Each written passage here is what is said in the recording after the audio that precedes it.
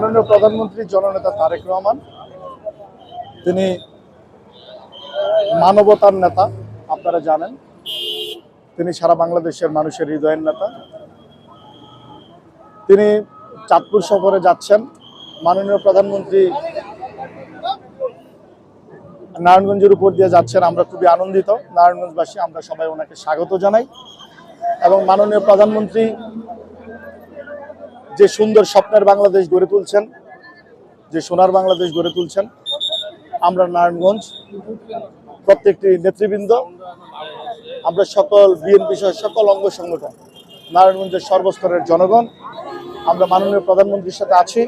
এবং মাননীয় প্রধানমন্ত্রী বাংলাদেশ গড়ার যে পথ চলা, সেই পথ চলে আমরা নারায়ণগঞ্জ সর্বক্ষেত্রে পাশে থাকবো ইনশাল্লাহ, সেই আশাবাদ ব্যক্ত করছি।